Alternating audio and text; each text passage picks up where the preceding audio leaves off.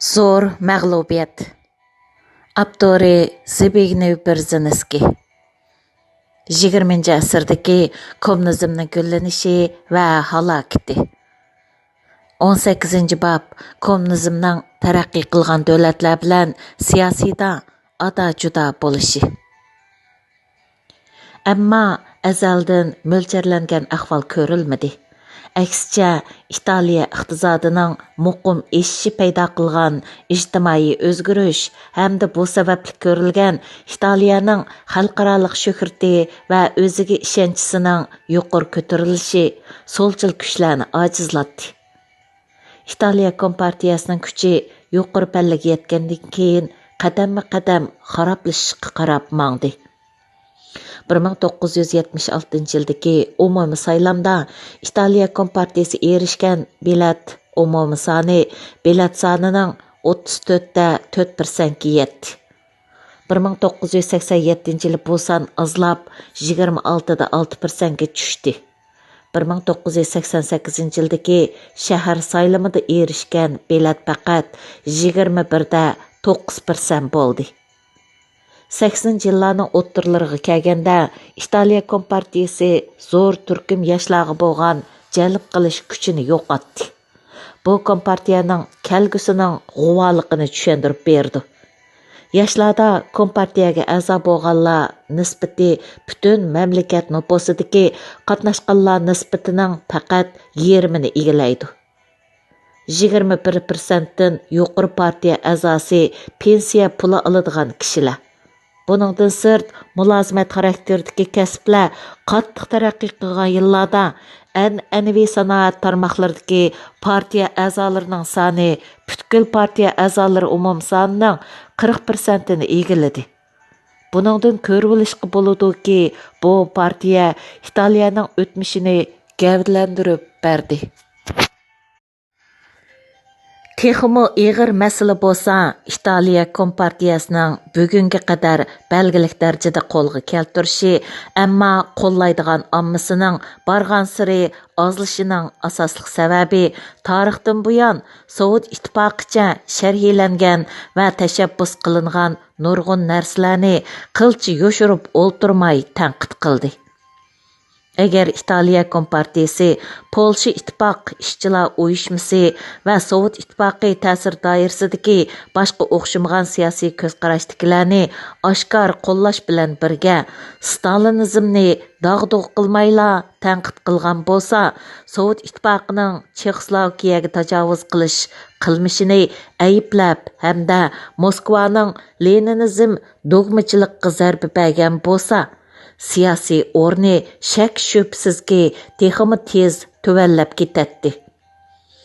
Amaliyotda garchi o'zining siyosiy o'rnining tuvallishini to'sib qilishga amalsiz qolsimi, İtaliya kompartiyasi bir mezgil tanqidga uchirgan sotsial demokratizmning maydoni va nazariyasini yo'lga qo'yishga tayinib, ondan siyosiy o'rnini saqlab qolgan. İtaliya kompartiyasi marksizmdan yiroqlashish, marksizm yo'lidan yuz o'rish orqali o'zining siyosiy istiqomini saqlab qoldi. İtaliya kompartiyasi kommunizmning ko'p markaz nazariyasini tashabbus qilib qolmasdan Sovet ittifoqliqlarning Chexoslovakiya va Afg'onistonga tajovuz qilishini tanqid qilib, Stalinizmdan chek-chegara ayirdi. Yana Lenin o'ttirib qo'ygan qattiq partiya nizomi va birlikka kelgan nazariyasi qatorliq prinsiplardan barg'ansir chatnab ketdi. İtaliya kompartiyasi mushundaq qilib o'rnini saqlab qolgan. Mundaq qilish xalqaroda kompartiyalarning bo'linishini keltirib chiqardi. Chunki İtaliya kompartiyasi siyosiy va nazariya jihatda revizionizmni qabul qilish bilan birga Sovet ittifoqining sotsializm amaliyatining tarixiy mag'lubiyat ekanligini oshkor jakorladi. Fransiya kompartiyasining baxtsizligining manbasi İtaliya kompartiyasiniki bilan o'xshamaydi. Fransiya Kompartiyasының bəxtsizliki, taktika və nəziriyə canlılıqının kəmçilligini keltirib chiqarganligiga zo'r dərəcədə bağlıq. Fransiya Kompartiyası Stalinizm və Leninizmdə çiң turdi. Şoңa ig'ir siyosiy bedel төлedi. İkinci Dünya urushi yengil oxirlashgan chaqda Fransiya Kompartiyasi və İtaliya Kompartiyasi o'xshash hokimiyat sahnasiga chiqdi. Urushning buzg'unchiligi Fransiyaning sanoatlashish musofasini kechiktirayotganlikdan bu musofadagi ijtimoiy iqtisod ziddiyat uda o'tkirlashdi. Kompartiyaning ta'siri haqiqatan kengaydi. Amaliyotda Fransiya Kompartiyasi 1948-yili Fransiyada eng cho'ng mustaqil siyosiy kuchga aylandi. Bevosita qarshilashsa yoki saylamda hokimiyatga erishsa bo'ladi. Ammo yaqinqi yillarda Fransiya Kompartiyasining o'rni tuvallab, arzimas darajaga tushib qoldi. Nazariya jihatdimi chaqiriq kuchini yo'qotdi. Siyosiy sohadagi solchillarda yangidan gullangan Sotsialistlar partiyasi siyosiy jihatda Kompartiyadan o'tib ketdi. Dövlət iqtisadi və texnikasının taraqqiyatı mötədil o'ngchillar partiyasının kuchini zo'raytdi. Saylam ammasi Fransiya Kompartiyasini ijtimoiy masalalarni hal qilish bilan qilcha munosabati yo'q partiya deb qarashga boshladi. 1973-yili va 1978-yildagi parlament saylamida Fransiya Kompartiyasi ayrim holda 21-1 va 20-5 saylam beltiga erishdi. 1981-yildagi saylamda 16-1% belatga erishdi. 1986-yildagi prezident saylamida 9-8% belatga erishdi. 1988-yildagi prezident saylamida umumiy belat sonining 6-8%ga erishdi. Fransiya Kompartiyasining ishlarida burilish ko'rilishi, burunqi dangliq o'rnini qaytadan qo'lga keltirishidan umid kutish nihoyatda tas. Rasmiy partiya a'zolari soni shiddat bilan ozladi. Kontrol qilayotgan ishchilar uyushmasining soni mo shundoq bo'ldi. Fransiyaning ig'ir sanoatning iqtisodiy qurilmalarini tangshash loyihasini taraytishi Fransiya Kompartiyasi kuchlarining tarixdan buyanqi nisbatan kuchlik tarmoqlarga ziyon soldi. Iqtisodiy taraqqiyot rayonlarida Fransiya Kompartiyasi kuchlarining ziyini eng cho'ng bo'ldi. Faqat iqtisodiy kasat rayonlar Fransiya Kompartiyasining mavjud bo'lib tura oladigan istikomi bo'lib qoldi. Fransiya Kompartiyasi an'anaviy sanoatdagi emgakchilarni tarix yaratquchi asosiy qo'shin deb qardi. Bu ko'z qarash Fransiya Kompartiyasining jamiyatdagi boshqa kasbiy xodimlarga bo'lgan jalb qilish kuchini yo'qotdi. Bu sohadagilar o'tgan 15 yilda intayin tez suratdagi zamonaviylashtirish islohotini boshdan kechirdi. Eng chataq kelgusi bo'lsa, Fransiya Kompartiyasining saylam ommasi qalbidagi o'rni nihoyatda tuvan bo'lib, belat tashlaganlar faqat 3% bo'lgan. Kommунизмнىڭ sirliq tuyg'usi Fransiya ziyolilar orasida yo'qilish bilan marksizmning Fransiyadagi jalb qilish kuchi umumyuzlik tuvalladi. Aslida Fransiya ilm sohasi, adabiyot san'at sohasi hamda iddiviy faoliyatlar jonlangan Sina daryosining so'l qirg'og'ida marksizm barliq iqimlarni bir mazgil besib tushgan edi. Ammo 70-yillarning oxiriga kelganda ilm sohasidagi ta'siri bor kishilarning nazarida kommunizm asosiy jihatdan chirib vaqt o'tgan nazariya bo'lib qoldi. Hozir o'rnini kishilarni jalb qiladigan yangi aloqa texnikasining jamiyatga bo'lgan ta'siri hamda ko'p qirliq demokratik siyosat, hatto erkin korxonlar qatorliq temalar bo'lib qoldi. Fransiya Sotsialistlar partiyasi bu ideviy yuzlanishga epchilik bilan moslashib, saylam g'albisini qo'lga keltirdi. Fransiya Kompartiyasi yanıla vaqt o'tgan Stalinizm va Leninizmda yanıla joyliq bilan ching turib, Fransiya Sotsialistlar Partiyasi bilan ro'shan selishtirma bo'ldi.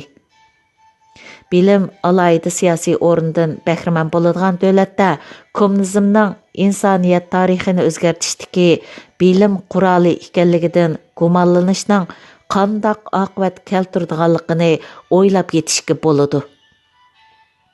80-yillarning o'rtasidagi Fransiyada kommunistik partiyaga kirish hamda jamiyatdagi moda yoki ilm sohasidagilarning intilishi emas bo'lib qoldi. Kompartiya G'arb rayonida hokimiyat yurgizish mumkinchiligi yuqori bo'lgan boshqa bir rayon Iberiya yerim orlidir.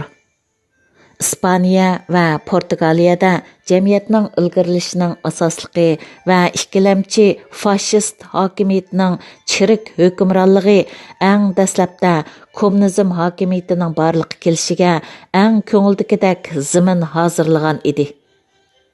Amaliyotda bu ikki davlatning ahvoli an'anaviy marksizmning nuqtai nazariga butunlay degudak mos keladi. Sanoatlashishning dastlabki bosqichi qo'pol kapitalizm hukmronlik sinfi, o'qitichi o'ngchil siyosiy guruhlar, jamiyatning ziyoda barobarsizligi va nomrodligi. Yana kelib, yangidan barliq kelgan siyosiy uyg'unishi kunsiri yuqori ko'tarilgan ishchilar proletariat sinfi ularga rahbarlik qiladigini tajribalik, intizomchan va maxfiy kurashda tavlangan kommunistik partiya degan an'anaviy nuqtai nazarga butunlay mos keladi. Kompartiyaning Ispaniya, Portugaliyadagi siyosiy g'alabasi aslida kommunistik partiyalarning Fransiya va Italiyadagi siyosiy muvaffaqiyatiga ergishib borliq keladi. Lekin Kompartiyaning Ispaniya, Portugaliyadagi omadi Fransiya, Italiyaga qaraganda uncha yaxshi bo'lmadi. Franco fashist hokimiyati bilan bo'lgan keskin kurash Ispaniya Kompartiyasini xalqaro va davlat ichida umumyuzlik qo'llashga erishtirib qolmay yana ham kuchlik maxfiy tashkilotini qura oldi. Franco hokimiyati chekingandan keyin Ispaniya demokratiyaga o'tmoqchi bo'lganda Ispaniya Kompartiyasi foydali o'rinda turib, siyosiy o'zgarishdagi asosliq manfaatlanguvchisi bo'lib qoldi. Ammo Kompartiya demokratik siyosining oshkora raqobatiga kirishiga darhol o'zaro tirkishadigan guruhlarga bo'linib ketdi. Bu bo'linish xalqaro kommunizm harakatining nazariyasidagi ixtilofni aks ettirib berdi. Kuchi ustunlikni egallagan guruhlar saylam raqobati programmasidagi Leninizmni bekor qilmoqchi bo'ldi. Bir tarafdan marksizmga qat'iy e'tiqod qildi, boshqa bir tarafdan demokratik siyosatni ilgari surdiganligini jakarlab, bu tadbirlar orqali Ispaniyaning sotsial demokratik partiyasi bilan raqobatlashmoqchi bo'ldi. Lekin Ispaniya xalqi Ispaniya Kompartiyasiga gumanda bo'ldi. Bo'libmi Ispaniya ichki urushida ishlatgan qabohatlik vositasi hilimi esida edi.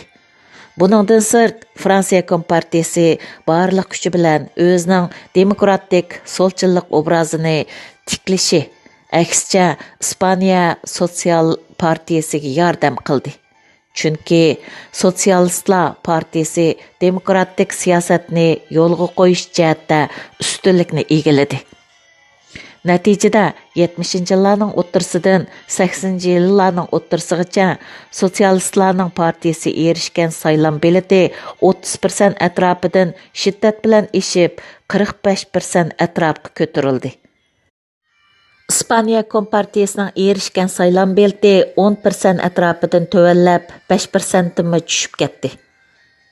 Ispaniya Kompartiyasi a'zolari italiyalik va fransiyalik yo'ldoshlariga o'xshash siyosiy jihatda borgan siri zavolliqqa yuzlanish holatida turmoqda. Portugaliya kommunistlarimi o'xshash taqdirga yo'liqdi. İspaniyadagi o'xshash Portugaliya kompartiyasi ilgari dövlətdə g'alaba qilib, hokimiyat taxtiga chiqishi muqarrarlashib qolgan edi. Salazar diktatorluğunun oxirlashishi Portugaliyada siyosiy malmonchilik davrini paydo qildi. Şuna 70-yillarning o'ttirsidagi g'arb kuzatuvchilarining qarashicha Portugaliyani qutqazg'ili bo'lmaydi ekan. Salazarning varisi Mario Suarez umumyuzlik holda Portugaliyaning kirniskisi deb qaraldi. O jamiyatdagi shiddatlik malmonchilikda cho'qim g'arq bo'ladi. O'ylamagan yerdan chiqqani G'arbiy Yevropa Sotsialistlar partiyasidagilarning aktiv qo'llashiga erishgan Portugaliya Sotsialistlar partiyasi kompartiyasining ta'sirini paydam-pay yo'qotdi. Kommunistlarni yetim qoldirdi. Ularni nazariyadagi oshqullar deb atadi. Sotsialistlar partiyasi yezlarda dal vaqtida yer islohoti qilib, Portugaliya kompartiyasining yezlardagi ta'sir kuchini ojizlatdi.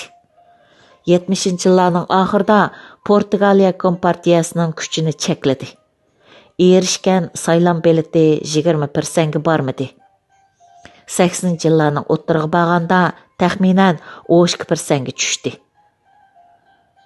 İspaniya, Portugaliya demokratik dövlət salayətində Avropa İttifaqı ortaq gavdisiga rasmiy a'zo bo'lib kirdi. Ziyolilar va savdo sohasining yuqori qatlam zotlari emas, yana keng omma orasidami texmo ahamiyatga ega umidvorlik hissiyotini uyg'otdi. Bu xil hissiyotni uyg'otib, kishini fursat va tezlikda zamonaviylashadigan yangi asrning pat arda keldiganlik tuyg'usiga cho'mdirdi. Bu yangi kayfiyat yana kommunizm ta'limotining omma orasidagi ta'sirini suslashtirdi. Bu ikki davlatda kishilar kommunizmning ham hozirgi mavjud ijtimoiy masalalarni hal qilishda yordami yo'q, ham yangi ko'rilishga boshlagan kelgus masalalarni hal qilishda yetakchi ahamiyat yo'q deb qarashga boshladi. Yevropadagi boshqa taraqqi qilgan davlatlarda kommunizm siyosiy va nazariya jihatda texmo bozor qolmadi. Angliyada kommunizmning uni o'chdi. Kommunistlardan aran 10 ming qoldi. Partiya jurnali hozirgi zamon marksizmida doim qatmanlashgan sotsializm tanqid qilinib, bozor sotsializmi va xalqaro raqobat qatorliq bid'at ta'limot deb inkor qilingan narsalarni muzokara qildi. Yana ilm sohasida belgilik ta'sirini saqladi.